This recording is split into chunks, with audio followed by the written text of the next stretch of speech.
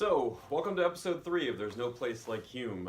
Sorry for a couple of weeks of dormancy here on our video feed. Not a whole lot going on site. We had a lot of demolition activity in the first couple of weeks, and then we hit a stopping point while we waited for our permit to get issued. We have gotten our preliminary zoning approval, and all of the trades have received preliminary approval, so we're just waiting on a couple more rubber stamps at the city and hoping that we'll get a permit in hand by the end of this week, and we will start in earnest the new work, framing, foundation work, and all of the other good stuff, structural, mechanical, electrical, plumbing, all the good stuff that really is going to start to make this house look like a new home for us.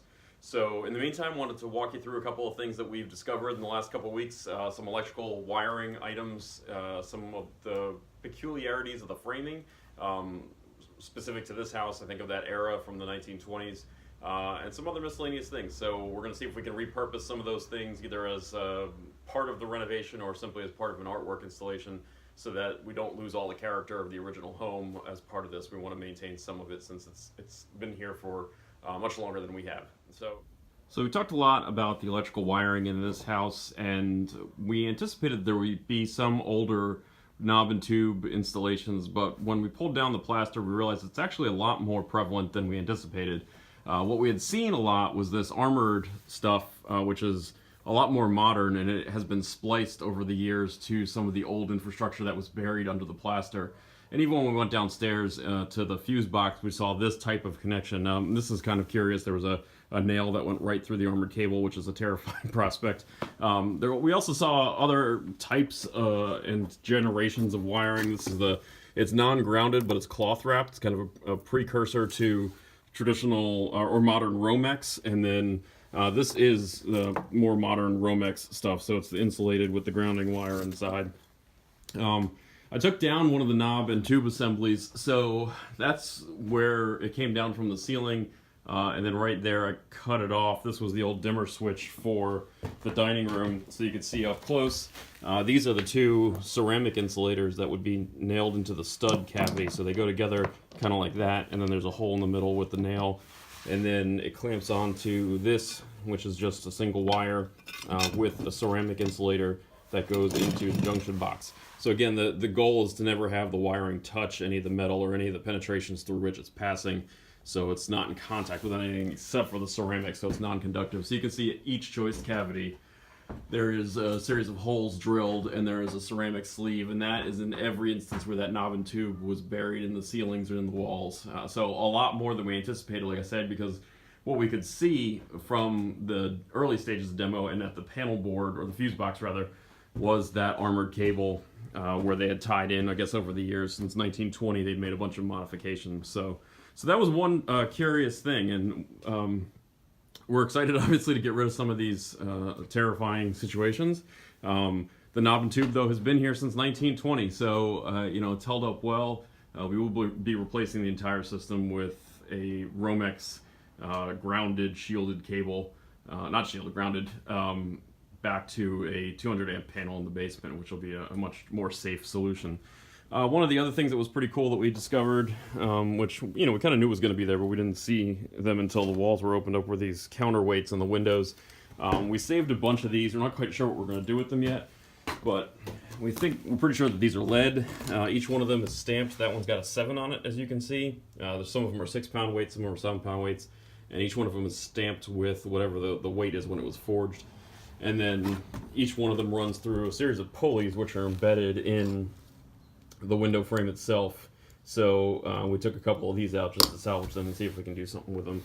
Might be artistic installation. I don't know if we're going to actually be able to do anything functional with them, but they're pretty cool, and like the knob and tube, we're pretty sure they've been here for a very long time, so we don't want to get rid of them. Another thing that was something I've only read and seen in books, in architectural history books, this is old school balloon framing. You can see that there is no sill plate. These studs run directly through the floor cavity and bear on the beam below. It is not permissible by code today. It was an older method of doing framing, and what happens is, as you can see daylight poking through there. There becomes a cavity and a chase up through which fire could pass. So we'll probably be putting fire stopping in all the joist cavities to remediate that issue, but each one of those little penetrations coming through up there. You can see that's a stud for the second floor framing. It's the same down here going down to the basement. So they don't make them like that anymore, with good reason. But again, cool to see the older dimensional true 2x4 lumber framed in with this balloon framing system. We're gonna take you upstairs, show you one more kind of curiosity before we call it a week. So you can see up here, there's still a fair amount of plaster and lath that has been sitting here since the demo crew stopped. We stopped mainly because there was not enough waste to fill up another full dumpster. We wanted to wait and be as efficient as possible. And then it's the same crew that does demo, that does framing, so get them back out here when they can be as efficient as possible and get a full day's worth of work. But one thing that we did notice that was really weird, this little tacked on addition, you can see the framing that they used is actually an old porch column in the corner.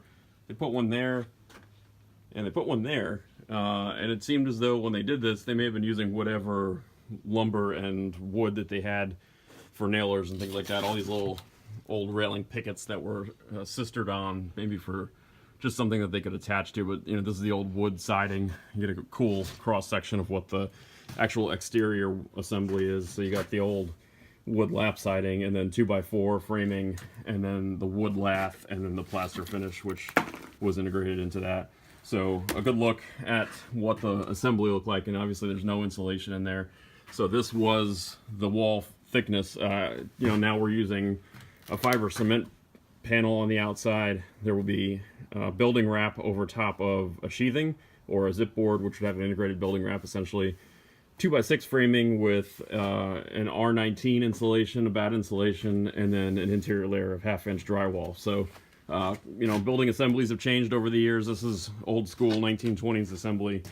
Obviously rock solid, stood here for a long time, but we've made some improvements on the insulative assemblies and also the speed with which we can construct things now. So you know, all cool stuff that we've discovered. We're still obviously cleaning up, and we're hoping that the permit will come in about a week or so, and then all this stuff will really be cleaned out, and we'll start to see some daylight poking through that part of the wall to the exterior. Actually, you can see from here, I didn't know if you could see it, but it looks like you can see the top of the roof on the garage, which is no more.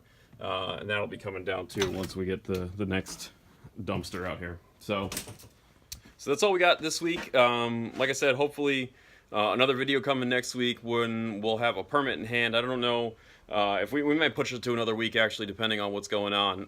But we rest assured, as soon as there's some more development going on out here, a lot more activity, we'll post again and keep you guys appraised of what's going on.